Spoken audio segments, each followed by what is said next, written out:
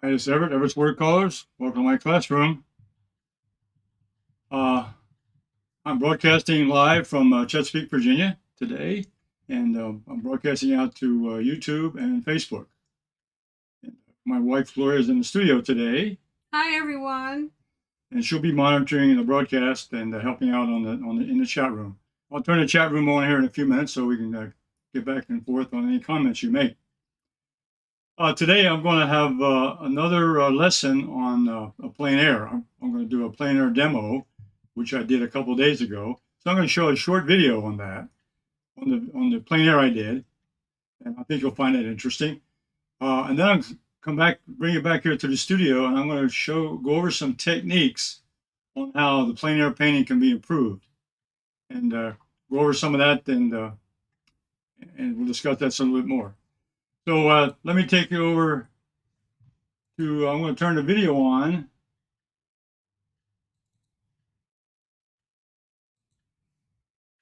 I'm going to turn the video on and I'll see you back as soon as it's over.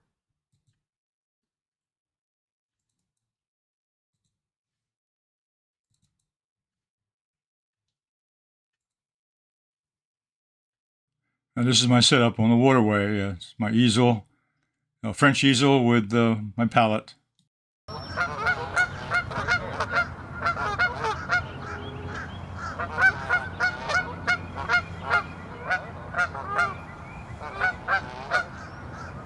I start off with a little bit of background to get you in the mood.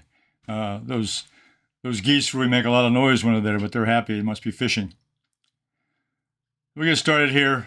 This is I started with the putting in the sky and the water with using Cerulean Blue, and now I'm mixing up a light color green number 1. I'm going to start putting in the middle ground trees. I'm going to start with a light color, and there's the photograph up there. Now, that's the view I'm seeing. I'm putting in the first layer, and that little light blue there, that's going to be the sky holes there that comes through the trees. So I'm painting in that blue, the blue of the sky.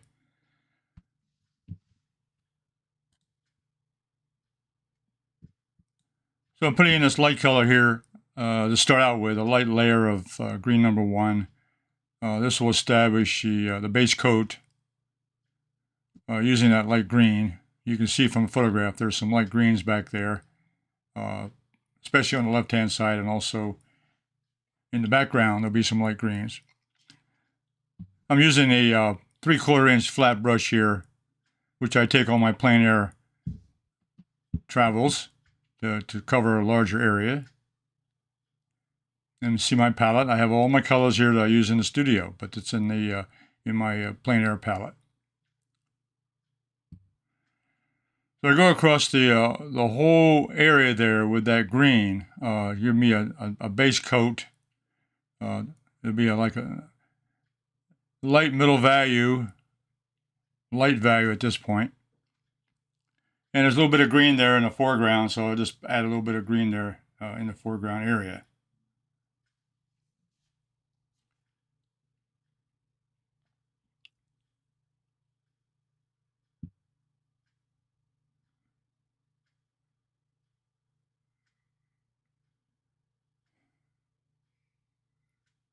And I'll let that dry. Then I'm going to come back in with a darker mixture. This is a dark green. I'm using a little bit of Ultramarine Blue mixed in with Hooker's Green.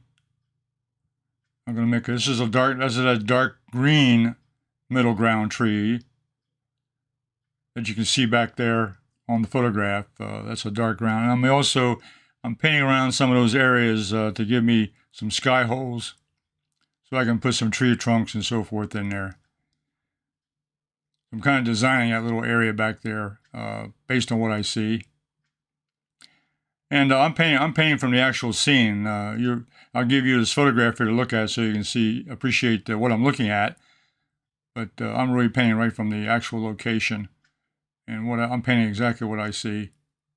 The colors, the value, and the shapes.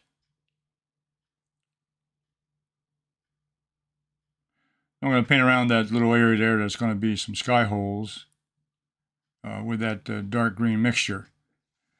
So these are the dark colors I have in the middle ground, which is going to set off really the impact area, which will be in that general area of the middle ground.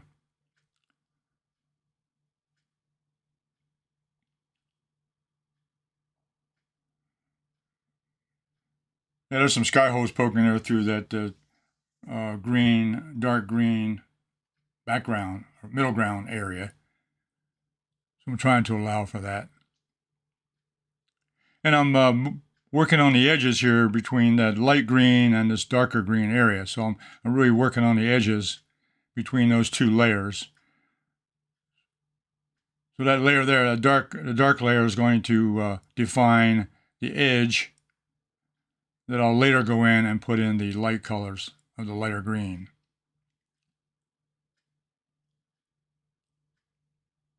So here I'm concentrating on getting a good characteristic of the edges of those low-lying bushes there and low-lying trees next to the water area. I'm also looking at some of the shadow patterns and so forth. So that's what I'm doing now. I'm kind of designing that edge of that particular bush there next to the water. Then I'm coming down on the lower side of that tree, which has an overhang over the water.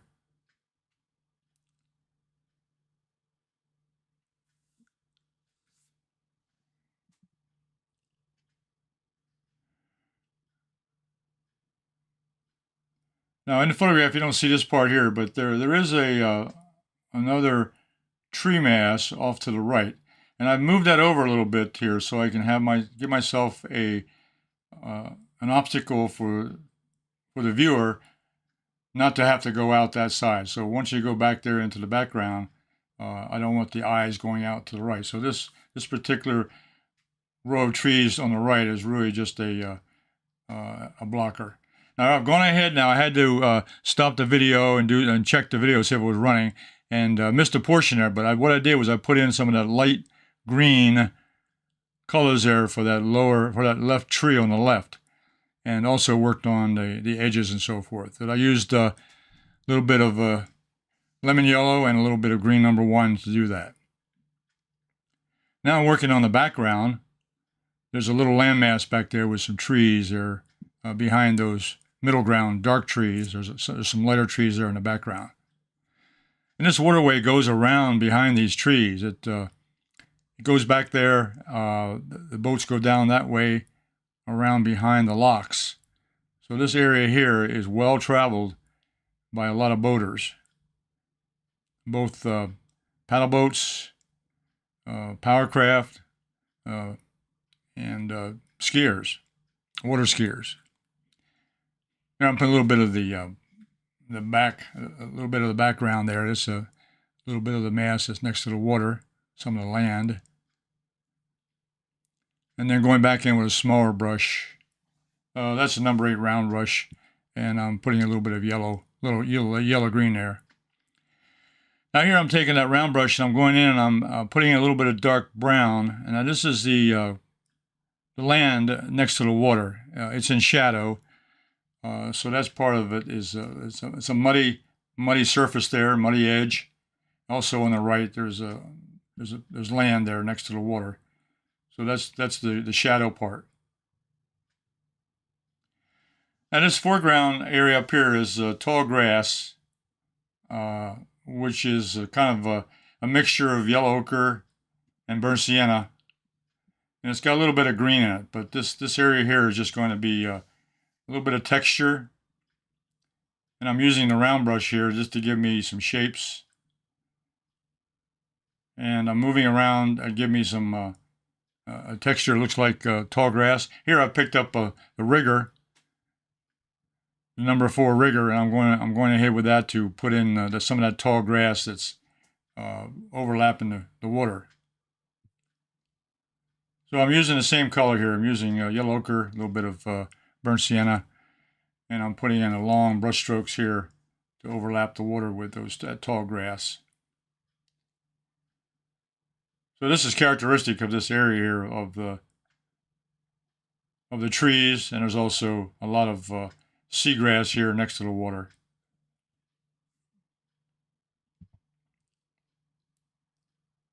This water is really basically it's fresh water, but it's also mixed with salt water, so it's kind of a mixture of the two. But it does grow the green trees and the green grass very well because there's lots of water back here and lots of waterfowl. And they have fish and seafood like crabs and so forth that a lot of people come out here to go crabbing along this section. So I'm continuing on with the rigger brush here to build up that texture of those long, tall grass.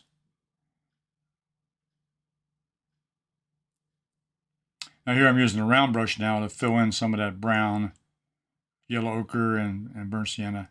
I'm going to fill in that mass, leaving some of the green showing.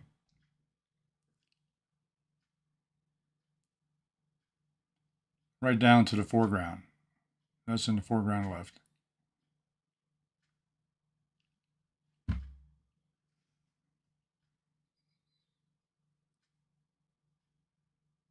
So the rigger brush and the round brush does a good job here to get this long weeds and so forth, long grass. Now I'm going to go back to the flat brush, mixing up some medium green, and I'm going to be painting in the shadow pattern in the water.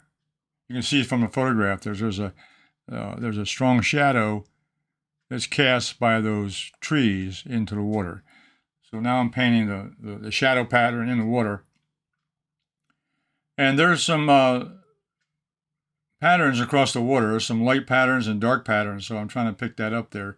So I'm painting around that light pattern of the water with that darker color.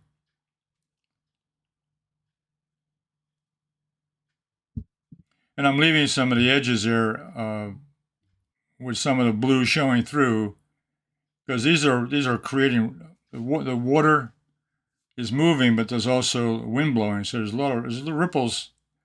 There's ripples in the water, and so I'm trying to paint those ripples that I see, observing here, putting in the shadow pattern,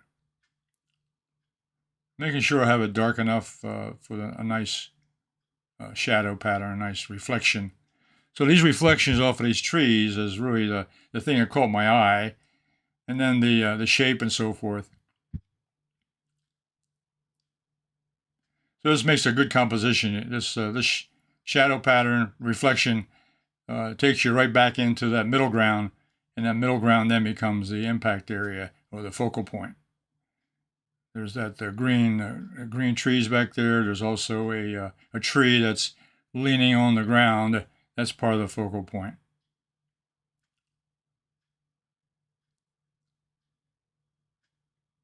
Now, as I get closer to the foreground, the ripples get a little larger. And excuse my shoulder here, but I had to get the angle I'm looking at. I'll move back here in a second.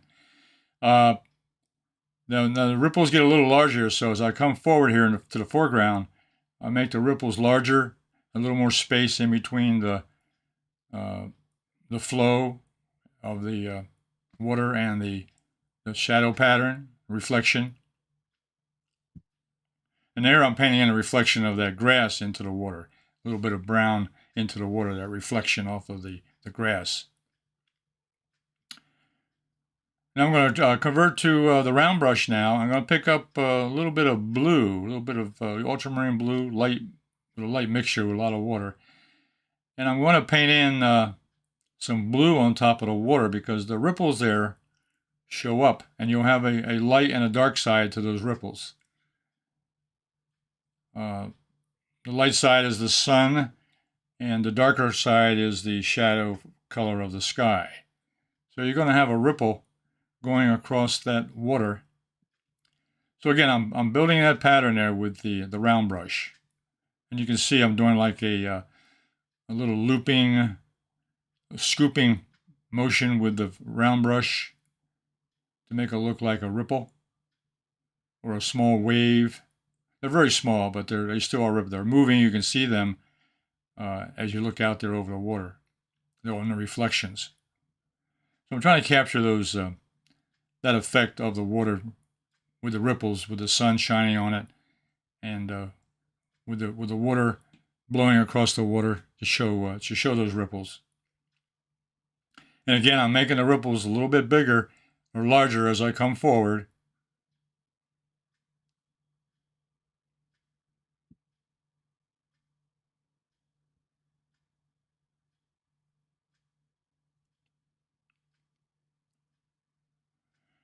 And move back as far as I can see them. Because further back near that tree, you cannot see the ripples. And there's my Loch's Waterway reflections.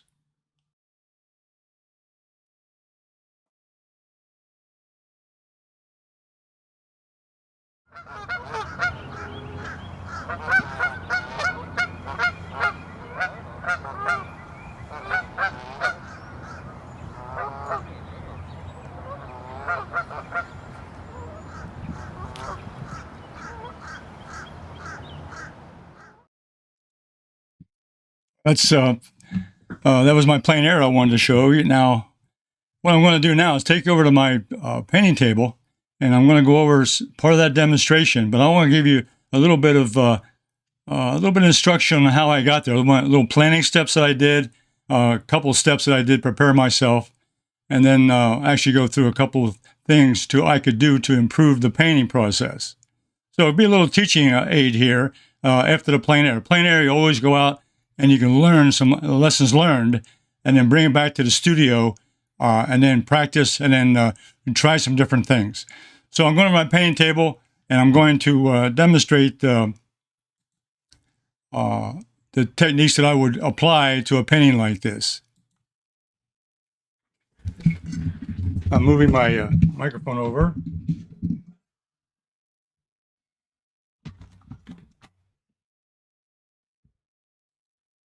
Okay, the chat's on. Turn the light. Okay, these are a couple of things that I did prior to doing the actual painting on location. The day before I did that painting on location that I videotaped, I went out there and I did a quick on location painting sketch. And this is what I came up with. This is what I started. So that was my plain sketch on a piece of sketch paper in my sketchbook. And I also took several photographs. The one photograph you saw there, I used as my reference. You can the day before there was a nice, good shadow pattern here from the trees, and that's what I really picked up on. The actual day of the painting, it didn't show up that dark. It changed in the sunshine, the direction of the sun, and so forth. So I took that photograph and used that as a reference. But also, while I was out there, was interesting. In that large tree there in the background, there was a white egret up there on that tree, and I've seen that white egret hundreds of times out there, and that's his favorite perching place. That's his lookout place where he goes and looks out for other birds and also for fish and so forth. And I thought, well, maybe I could capture him on my painting day, and I'd put him into my painting, but that didn't happen. But anyway, I was prepared to do that. Also, there were some ducks in the water, and I took a close-up shot of some of the water ducks, and that could be added to a painting also. So that was another reference photograph I took.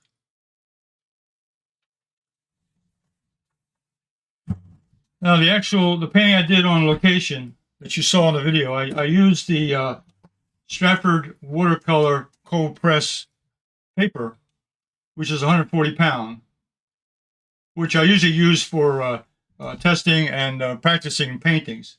But it turned out that's really what it turned out to be, the painting that I did on the actual on site.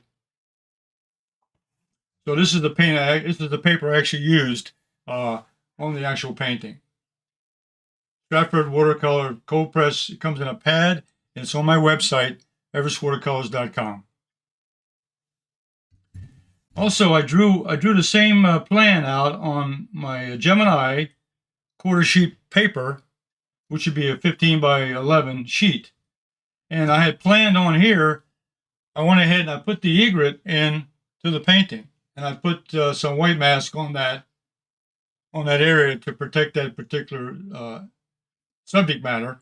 And so I had really two painting plans in press. I took this in my sketchbook and the sketch and the watercolor paper and a pad, and also here on this quarter sheet of watercolor paper. I was prepared for either direction. So as it turned out, when I got on site to do the videotape, there were no other birds in the area other than a couple of ducks in the water and so forth. So I went back to my original plan of using the sketch in my watercolor paper pad. So what I'm going to show you here is that a couple of things that lessons learned, even not lessons learned, but things that I would point out to you that could be to improve a painting. For example, let's go to the sky. The sky is going to be the lightest color in the painting, and it's going to be reflected in the water.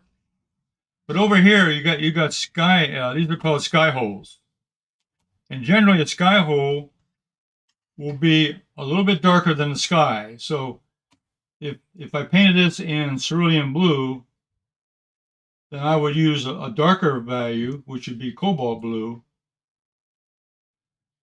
and I would darken that sky hole in.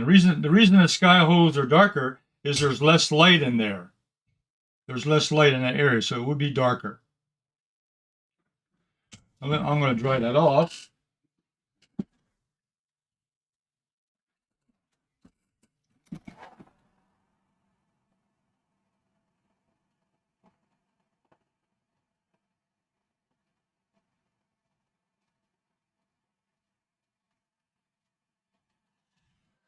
Let that dry a little bit. Also, you saw that one green part that I had to skip ahead on. The camera was giving me some problems, so I had one area that you didn't see the steps. But here, I would use here. This is the round brush, silver brush, black velvet, and I would just put a little texture in there with just a little bit of Hooker's green on top of that light green mixture I had on there. So that would be a technique, a brush technique you use for adding a little texture to the trees.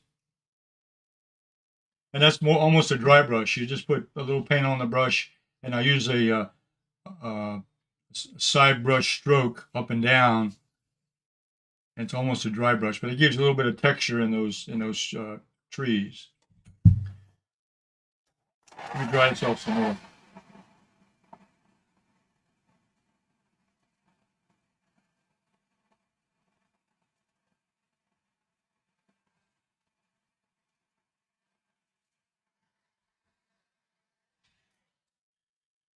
Okay, now even Plein Air, we'll you draw that down, and then they may wait till you get back in the studio, but then you can add in some in those sky holes.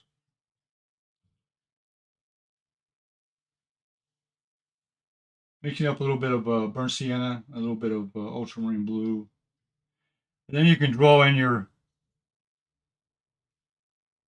painting the actual trees.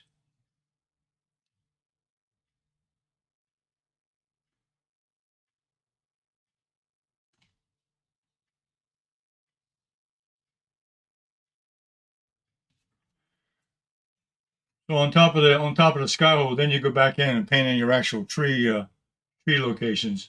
Put the actual tree limbs and tree trunks back in that sky hole to make it look more realistic. Now this section here, what I did was I put some masking fluid on, and I've used the Incredible White Mask, and I used the dipstick. The dipstick tool. What I did was put that in there and apply that masking fluid before I did the painting on this. And I've done this on several other demonstrations. And then once it's dry, which it is here, then you take this off with a rubber cement pickup.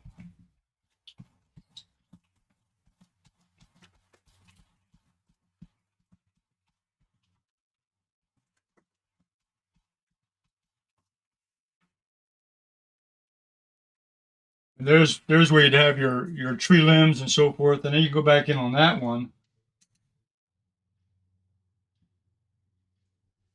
The mask, Credible mask has a kit. It comes in a kit with the dip dipstick, and it has the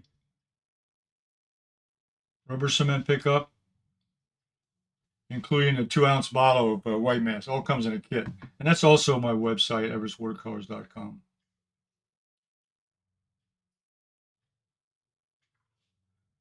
So I'm putting a little bit of shadows in over top of this these limbs here, so that now there's the egret that I would have put into my painting if it showed up. So anyway, that was just a plan for. But if you want to add, say, tree branches and so forth that show up, which they did in the photograph here, you'll see here in the photograph, you'll see there's some limbs there that are lighter. They do show up in the photograph, and I like those. I like that effect. So that could be this could be added to that area to give a little more interest. The sky hole with some trees, tree limbs and posts, and also the tree with even some bird up here, a bird or something up in the tree itself. That'd be a possibility. Now down here in the water, I did here also ahead of time, and again, I would do this even in plein air. I would take the white mask and go in and put in some of these taller bushes and twigs here, and then you can go in later during the plein air. Let me see, I mixed this up. I had a little bit of Hooker's green mixed in with a little bit of that Ultramarine Blue. And as you go across the water, you can see here that you wouldn't be disturbing any of the white mask because you'd be protected with the masking fluid. Then you can paint that background shadow pattern in there.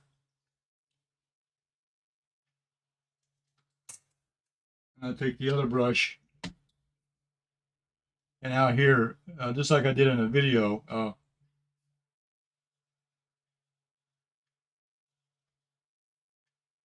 out here was a lot of ripples out here in the water. So here would simulate the shadow pattern from the trees and the ripples in the water. And if you notice there also, what I was trying to demonstrate here was as you're doing the ripples out here in the sunlight, you do like a waveform. It's like like an upside down a U or a V. But you make a waveform out there that shows the ripples in the water.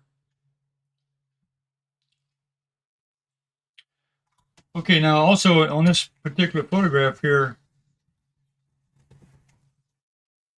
of the two ducks, you could also mix up some dark brown with ultramarine blue, and you want to use the photograph, but then you want to draw it in with some pencils. Then you go in and you actually go paint that in. So I'm going to go ahead and put in the shape here that I saw in the photograph.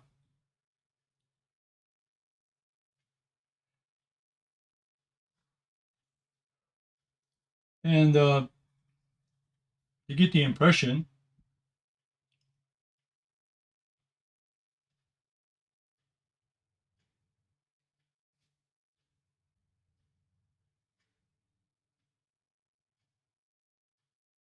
and what I use also, I take my finger and do a little finger smudge, and that shows there might be a little shadow from the bird, or it could show movement in the water. And this other one is a little more in sunlight. I'll do one more here just for fun. So when you get pictures like this, they can be added to your painting after the fact. It's also interesting. You get a little bit of white on his face. So I'm actually using a photograph here as my reference. A little bit of white feathers down here on his neck. And as he comes around,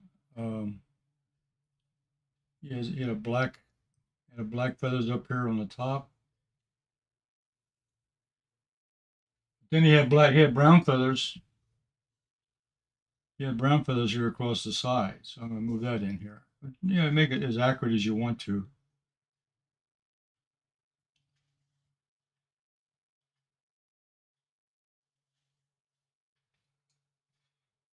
And he had a dark tail. And I could also use a little finger smudge here to show a little movement or a little shadow. A little shadow from his head down here in the water.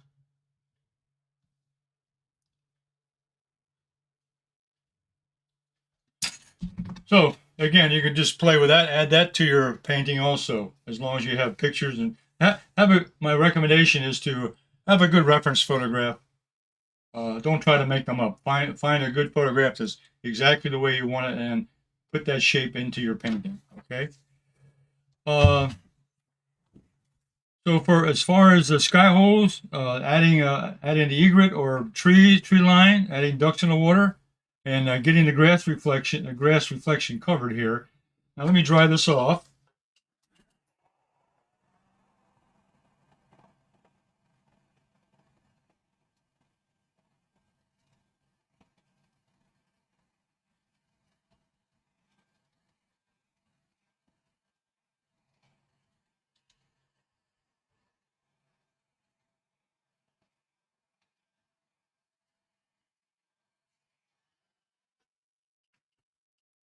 Now a rubber cement pickup, because I pulled out some of the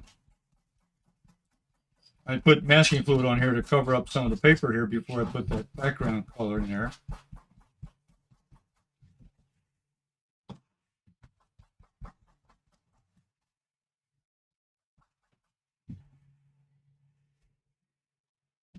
So that would give you, and you can go back in with paint at this point, and you can mark in some more detail, cover up some of the little odds and ends. Okay. Make that as realistic as you want. So those are a couple pointers there that I would do, particularly on the painting I just did. And let me go back to my. Let me clear my table off for a second. I want to get this painting over there and talk about it now. Clear this off. Bring my painting back.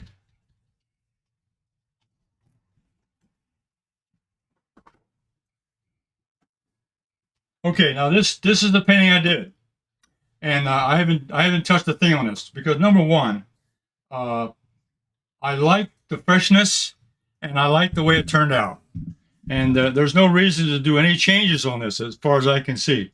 I could go in and I could add in the sky hole thing and add in some limbs.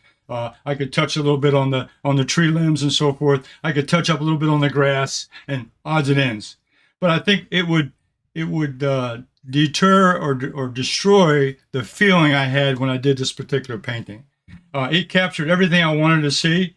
It captured the shadow. It captured the day I was there, and I felt I just didn't want to mark. That's why I came up with the idea of just having a draft painted out here, and I could show you the techniques that I would apply. But I fell in love with this painting so much that I don't want it. This becomes a real personal copy of mine that I want to remember exactly what it was and how I painted it that particular day. So usually a plein air painting can become a personal possession because that gives you, I spent 35 or 45 minutes out there painting. So right away, when I look at this painting, it takes you right back to where I was. And that's one of the things about painting that's very important. If you're ever traveling and you ever do a drawing or a painting, it'll last with you forever. So many people take snapshots and pictures, but it's different from painting and drawing. It stays with you more personally. Let's go back to my main camera. I'll take it back to my main camera. And I better turn off overhead. Remember what I'm doing here. Okay. Okay. Okay. Yeah, that was pretty exciting. Excuse me, I got just take a little sip of water. Okay. That was a good experience I had out there at the Waterway. The Waterway is about 2 or 3 miles from here, close by, that I go out quite often. And this particular site is one I've painted several times, but it's always different. The view is different, the weather's different, how you feel about the subject is different, and so forth. So it just becomes a very personal thing when you do a plein air painting. And I wanted to touch on that. No, I wanted to show you the painting process, but then I wanted to bring you back into the studio and talk to you about some things that you could do to improve it, or make some changes to it, or to do it again and add some things into it. So that's the whole purpose of a plein air painting, is to learn what you can apply, practice your art, practice the techniques, but also learn about what you can do, and which I try to simplify this one as much as possible. And there was several other subjects out there that I wanted to paint also. I'll talk about those later. Well, the thing I want to cover is that all these videos I have, this video here is going to be posted on my website, everettswatercolors.com. And you go to my website and you look up in the navigation bar up on the top left, and you look up Live Classroom. And Live Classroom is where all my live videos are posted. So this video here will be posted probably tomorrow, as soon as everything is all resolved with YouTube. So it'll be out there. It'll be out on my website tomorrow. Also, I posted on my Facebook page, which is Everetts Watercolors Art Group. And you go onto Facebook and you can sign in. You can look up Everetts Watercolors Art Group, and you'll find me there also. And I'll have this video posted there. And if you want to show a sample of your art using my techniques or using my drawings or techniques, you can post them on there. And I'd be glad to look at those and make a comment on them. So if you want to share your information or share your paintings with me, that would be a good place to go. Everetts Watercolors Art Group on Facebook. Okay, well, thank you for joining in today. And I'd appreciate comments and questions about the program, and also about what you like. And give me a thumbs up and give me a like. And I'd like to have some questions about some techniques that I've used. Maybe I went too fast on one thing, or you'd like to see something different. Or maybe I can give you a little more explanation on a technique I used, and I'd be glad to go over that. Also, all the material I use, I'd be glad to show those to you or discuss them in detail. So I'll be back again next week on Thursday at 2 o'clock. We'll see you then.